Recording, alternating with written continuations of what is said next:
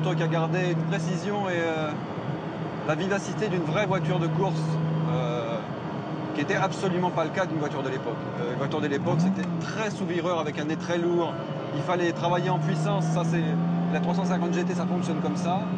Et là, l'auto, c'est pas une Lotus, mais on sent une voiture très agile malgré sa taille quand même importante, qui engage magnifiquement dans les virages. C'est un vrai plaisir. Elle répond parfaitement aux gestes du conducteur. C'est ce qui est le plus gratifiant dans une voiture de sport. C'est quand vraiment elle prolonge le geste du conducteur.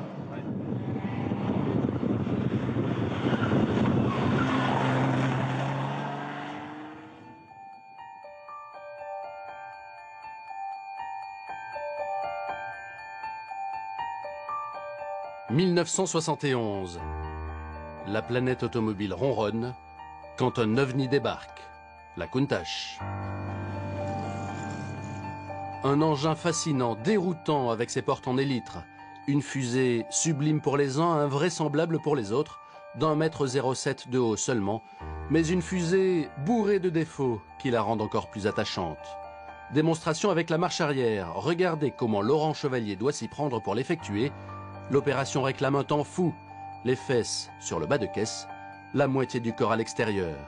Pourtant, c'est exactement comme ça que les puristes faisaient, l'exigeaient même, sous peine de n'être pas dignes de la voiture.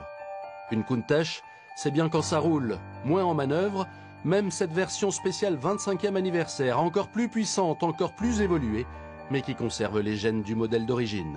Cette voiture, elle se mérite. Allez, c'est tout droit.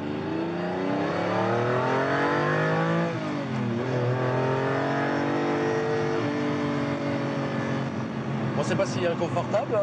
C'est même plutôt étonnant au niveau de la suspension. Je m'attendais à quelque chose de beaucoup plus inconfortable.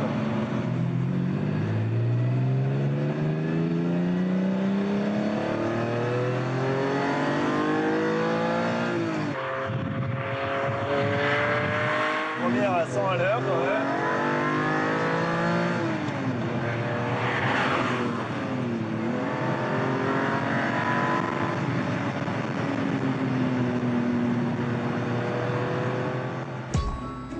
Un dessin brutal, agressif, un radiateur de chaque côté à l'arrière. 2 mètres de large, la Countach à l'époque, c'était l'anti-Ferrari 512 BB. Plancher en fibre de verre, carrosserie en aluminium, du magnésium dans le moteur, une voiture de course prenait la route en liberté.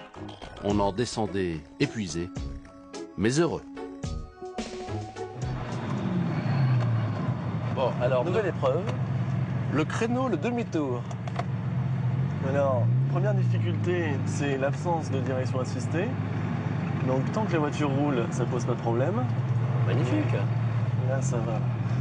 Tant que la voiture roule, ça pose aucun problème. Par contre, dès qu'on s'arrête, la direction, on ressent la direction de camion.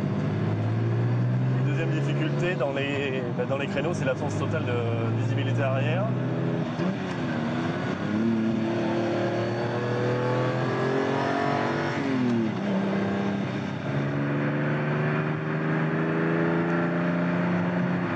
Pour résumer, on voit absolument rien devant, on voit absolument rien derrière et pas grand chose sur les côtés. Mais sinon tout va bien.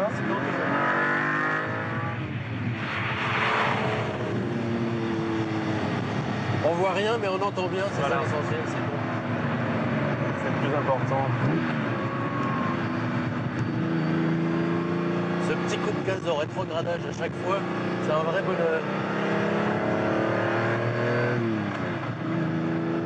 Un revers de la médaille sur ce genre de voiture, c'est qu'on est tellement bas que le conducteur doit vraiment garder l'œil en permanence rivé à la route pour surveiller le moindre cassis, la moindre petite bosse. Alors effectivement, il y a deux choses lorsqu'on est assis vraiment au ras du sol. C'est qu'on est d'une part obligé de lire la route en permanence, c'est-à-dire de décrypter le moindre trou, la moindre bosse. Deuxième chose, il faut vraiment faire attention aux autres utilisateurs qui sont beaucoup plus hauts et qui ont tendance à ne pas nous voir. Notamment les conducteurs des camions, dans les rétros desquels on ne doit même pas apparaître, ce qui fait que ça peut provoquer des situations parfois délicates. D'où l'intérêt dans ce genre d'auto de rouler avec les phares allumés, même en plein jour, ce qui permet d'être mieux vu et en fait d'éviter ce genre de désagrément.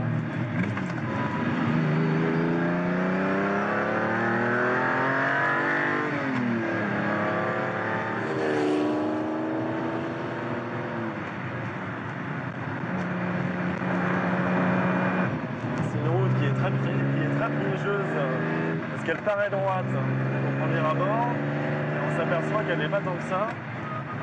Et ça nécessite vraiment de faire son slalom entre les trous et les bosses. Ah, c'est vrai qu'aujourd'hui, avec la voiture de Monsieur Tout-le-Monde, une voiture normale, on passe tout droit, on fait même pas attention à Là, ça. avec n'importe quelle voiture, avec n'importe quel Renault Scénic, on n'y prête même pas attention.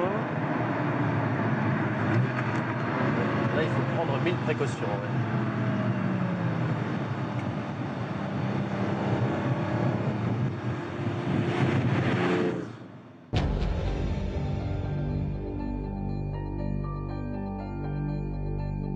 Rencontre insolite en pleine campagne de la région d'Émilie-Romagne. Comme un symbole, un raccourci de l'histoire de Lamborghini. Voici la Diablo, celle qui a succédé à la Countach. Elle passerait presque sous le tracteur. Elle débarque avec un V12 porté à 5,7 litres. Elle pulvérise d'emblée la barre des 320 à l'heure. Et c'est comme si Yves Bérozet l'avait quitté la veille.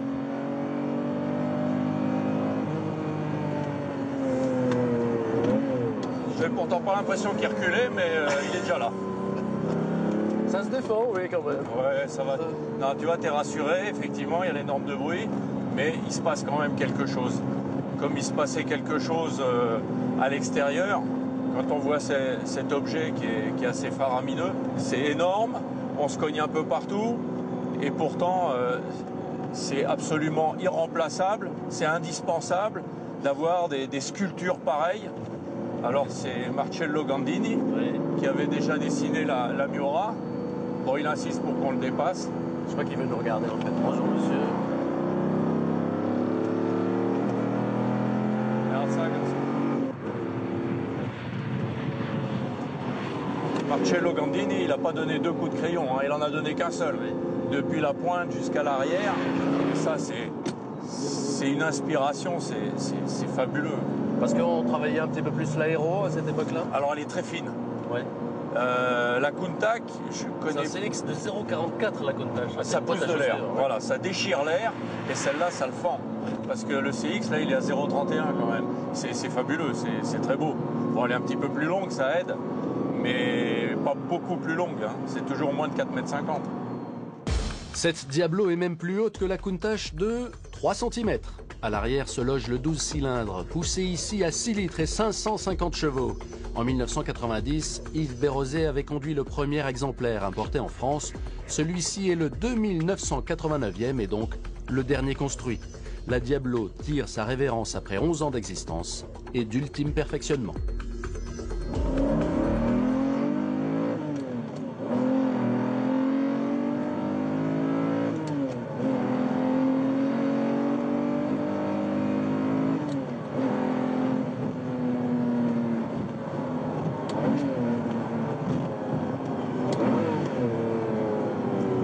La boîte est ici.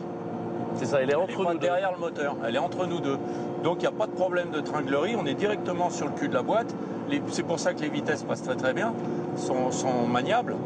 Et alors que autrement, si on a le moteur et la boîte derrière, il faut une tringlerie compliquée. Bah, ça permet de faire une 4 roues motrices. C'est vrai que du coup on l'entend vivre la boîte hein, quand on passe les rapports. Là. Ah, c'est en direct, il n'y a pas de tringle. On est directement sur la boîte de vitesse. Alors, ce qu'elle a apporté aussi, la 4 roues motrices,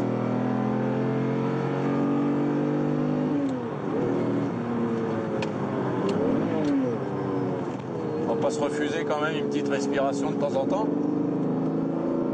Ce qu'elle a apporté, la 4 roues motrices, c'est une direction assistée. Parce que la première Diablo, celle qui était au Salon de Paris en octobre 90, c'était un camion. C'était vraiment un camion.